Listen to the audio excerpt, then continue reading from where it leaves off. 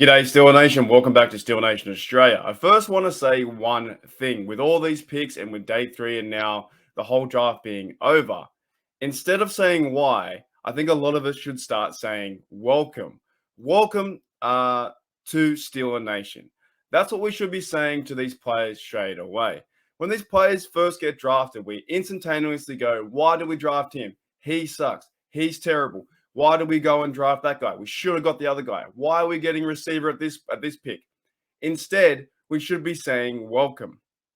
That's just my thoughts straight away. I go into the Facebook land, I go into the Twitter universe, and the very first thing is we are questioning the organization 100% straight away. Why are you getting this guy? Why are you getting he's a fullback. We don't need a fullback. Why? Why are you questioning it when I think in reality we should be saying, hey, welcome to the Pittsburgh Steelers and welcome to Steeler Nation. Welcome to the Steel City. That's just my go. I don't know if you guys think I'm right or wrong. And I don't really care. I don't care if I am right or wrong. I just think it's like in the whole grand scheme of things, when the draft happens, we're too quick to judge, way too quick to judge these players coming out of the gate. Like they get drafted and straight away with the Kenny Pickett, we should have went Malik Willis. That should have happened. We haven't given him a chance. Got to give him a chance. Have to give all these players a chance.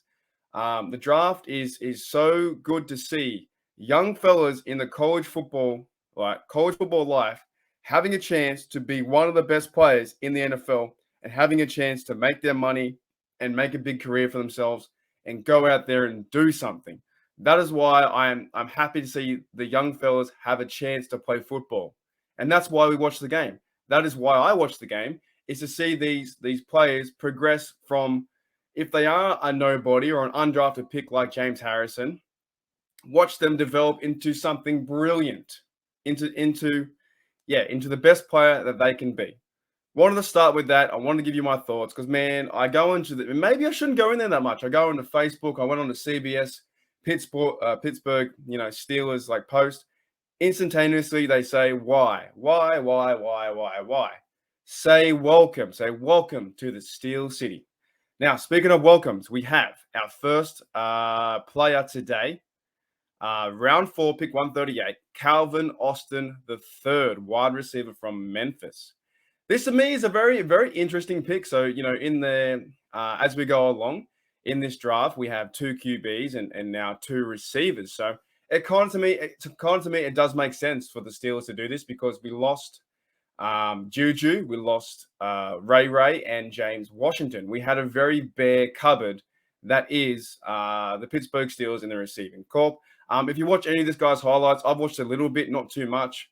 So I'm just giving you my instant reactions. This bloke's really fast. So hopefully we can start to use, if he does make the team, which I think he will, Calvin Austin will be like a slot guy, super quick, and whoever's throwing him the football out of one of the 4 quarterbacks we have now, obviously it probably won't be the round 7 bloke, which we'll talk about in a minute. But whoever's throwing him the football, he's super fast, super quick.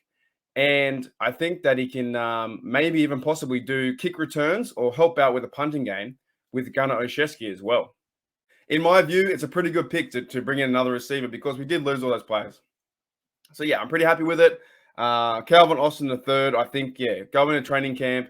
This to me feels like almost like a fresh new team. Like we had Big Ben for so long. We had Juju there. He's fantastic, right? And there's still opportunity where Juju may come back in the future.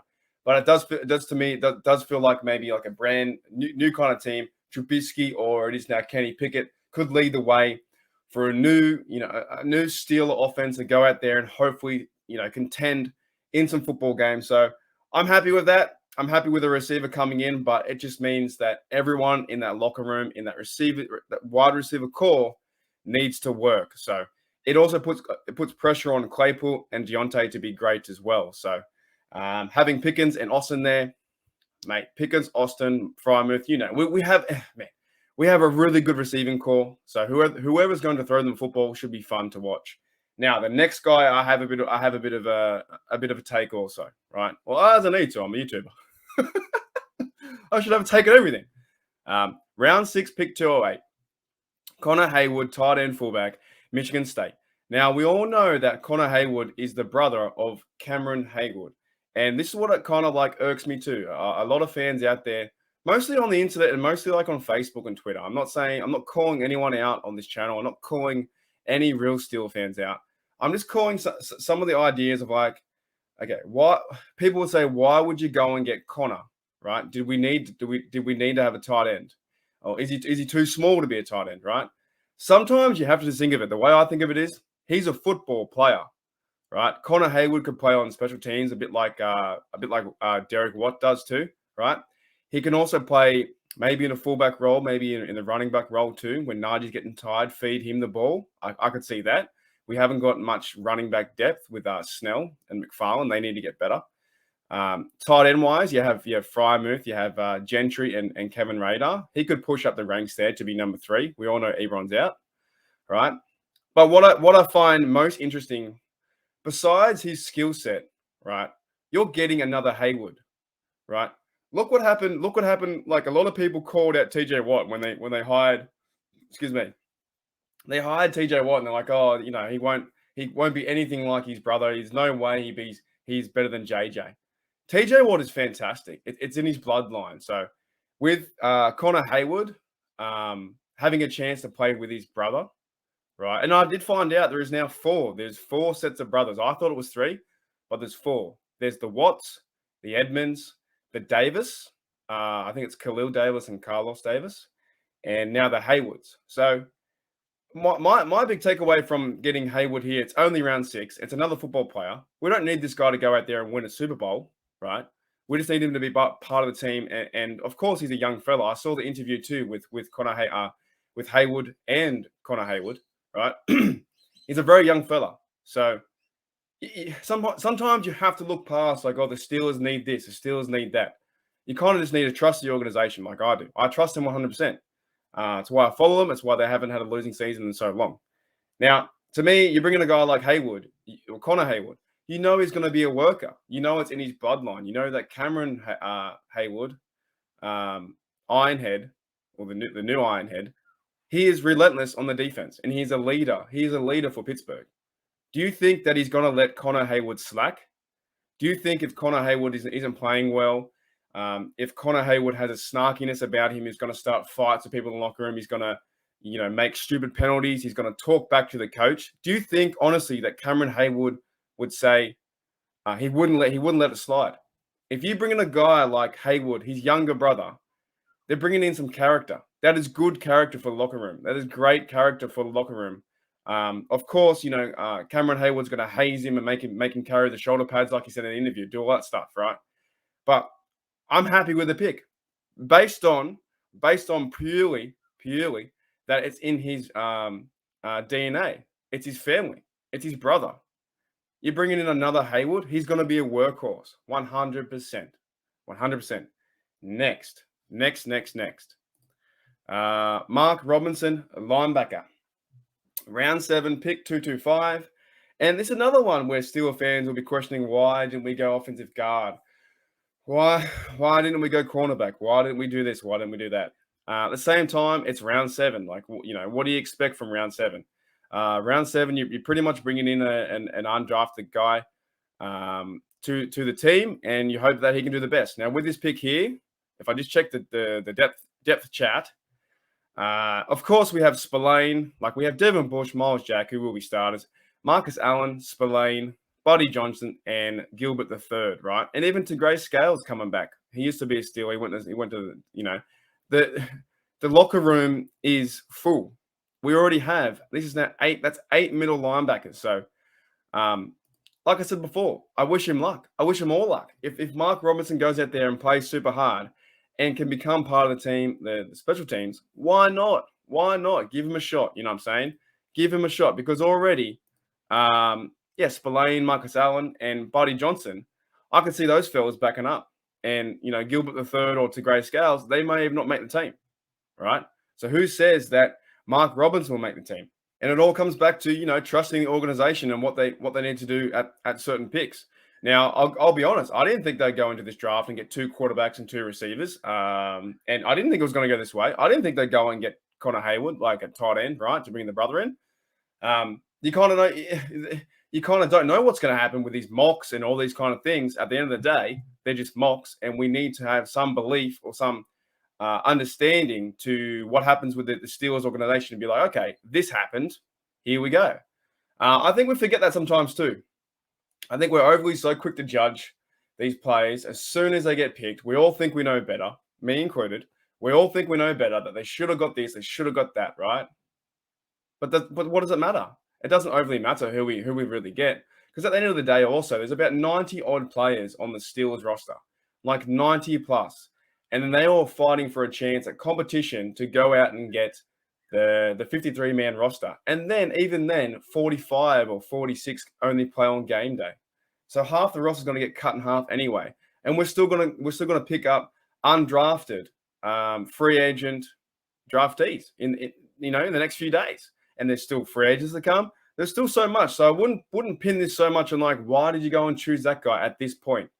To me, it doesn't make too much sense. I wish that whoever comes in for a chance in the Steelers, like Mike Robinson, if he can prove to be a Steeler and go out there and be the best, learn from Miles Jack and learn from Devin Bush, and maybe hopefully if he wants to take over their position, I'd be happy with it. Put the best man on the field, I say. The best man on the field. Last guy. Our last guy to wrap it up. Round 7, 241. How do I pronounce this? Chris. Oh, that's right. Oladukin. Yeah, man. Chris Oladukin. It does sound. Have you ever seen, is it Street Fighter? Oh, it's Fadukin. Man, every time I look at his name, Oladukin, like, Oladukin, like, or is it Hadouken? It's Hadouken, isn't it? Hadouken. Yeah. Dude, like, I want this guy to succeed because his name's sick. Oladukin, if he doesn't pick up a Street Fighter reference, he needs to. And I need I need to make a shirt or something. Like him doing the Hadouken, Oladukin, like that has to happen. See how I haven't talked about any of his stats yet? Because it doesn't really matter. I'm going to bring up at the same point. We still give this guy a chance, right? Now, we went and got Kenny Pickett in round 1. And I was thinking, there's no way we're going to get another quarterback. And for a little bit of time, there was also Malik Willis sitting there too. So we could have there was a joke going around, can we pick up Kenny Pickett? And can we also get Malik Willis at number 2 and have like a competition base where they both go into it, right? But how it works out is we get Chris Oladukin. I love that. Okay, we get him there. I'm having too much fun with that. We get him there at quarterback, which is fantastic. Give the guy a shot, man. Give him a shot. The Pittsburgh Steelers normally go into if the wire guys are still here. Why did we do that? Why we've got a QB in that round? The Pittsburgh Steelers normally go into the season, off season, with about 4 quarterbacks, right? 3 on the roster, and one guy normally makes the practice squad, right? We had Joshua Dobbs there last year, and I think we had of course Haskins, and we had Rudolph and Big Ben. That's 4, right? Josh Dobbs goes to the Browns. Unfortunately, Haskins passed away, and now we have 4 in total. We have Trubisky, Mason Rudolph, Kenny Pickett, and Chris Oladukin, right? There's no other way I can pronounce that. There's no other way I can pronounce Oladukin. Okay, that's going to be 4. So we have 4 QBs fighting for 1, 2, and 3 because they generally go into the season with 3 quarterbacks and 1 on the squad, right? If we can put him, Oladukin being round 7, if he doesn't make the 3 and we put him on the practice squad, even better. If there's now thoughts where you go out and trade Mason, maybe you trade Mason to another QB team who needs a backup QB or maybe a starter in the future. Maybe you trade Mason for some of those other picks that we maybe should have got. I think we should have got a running back. Maybe there was no one on the board. So what I'm trying to say, guys, is overall, it really doesn't matter as Pittsburgh Steeler fans what we think. I know it's hard to hear, but it doesn't overly matter what we think. In my understanding, what matters is trying to support the team and welcome these players to the Steel City. That's what I think. Calvin Austin, receiver. Connor Haywood, fullback tight end. Cam's brother. Mark Robinson, linebacker. who, we're not even sure if he will make the team. We don't know. And Chris Oladukin, quarterback. We're not even sure if he'll make the team. He may be on the practice squad. Lastly, I want to end with this. This was Kevin Colbert's last draft. He's retiring, I think, in the next few weeks. The next, next 3 or 4, next to a month, he'll be retiring. There'll be another new GM. I watched his press conference with Coach Tomlin, and it was amazing. It was just so good to see those two fellas that for 20 years that I've been watching, that I've had this pretty similar. I've had Coach Cowher, now Coach Tomlin, and Kevin Colbert has been running the show for 20 years. So I wish that guy all the luck. If they were to ever see this, which I doubt it, but if they were to ever see this, I would say to him, if he's a drinking man, if he likes a bit of scotch or a JD, the reporter asked him the question and said, Colbert, what do you do when you go home tonight? He pretty much said, well, I go home, relax, and just, want to get a bit of quiet time. I'll sit back and reflect. And I like that. So yeah, if he's out there and he's chilling, I bet you that Kevin Colbert goes home tonight or tomorrow night. He cracks open a bottle of scotch, or whatever he has for his drinking purposes, and he sits down in his chair and he's had all his thankful time with his family and stuff like that. And next minute, he lays back in his chair, has a scotch sitting there, takes a sip, and takes everything in, the whole journey. The bloke's been on an amazing journey for 20 years, and I'll be the first person too. I didn't overly follow what he was doing all the time. I follow the team, I follow the players, but you don't really think about the organizational side that much with the background and see, what Colbert is doing all the time. But he was there 20 years. He was there 20 years as a Pittsburgh Steeler general manager, overseer of the team, did all the drafts. He went through all the pro scout days with Tomlin. He did everything with Tomlin and the crew, and he was repping, when you think about it, you and I, we are big fans of the Steelers. But in reality, Kevin Colbert's probably the biggest fan. He's probably the number one fan of the Steelers, because he has now given his service for 20 years as a Steelers GM and helped them to 2 Super Bowl victories and 1 Super Bowl loss. That's pretty good, in my opinion, in 2 years, right? In 20 years, he's done quite well. Man, we haven't had a losing season in those things too. We've been quite successful with draft picks, from Big Ben to Troy to who else is in there? I did it the other day. I'm trying to think. Was Holmes was in there? Yeah, had quite a few successful draft picks. Of course, even like my favorite, Debo and guys like that. Bringing over James Farrier. Yeah, I'm just trying to think of names, guys, but there's quite a few going on, right? I think it's been a very, very successful year, and I wish him all luck. I wish him the best, Kevin Colbert, to finally sit down and have that glass of a JD, Gentleman Jack, or Scotch, whatever it is, Johnny Walker, the blue label.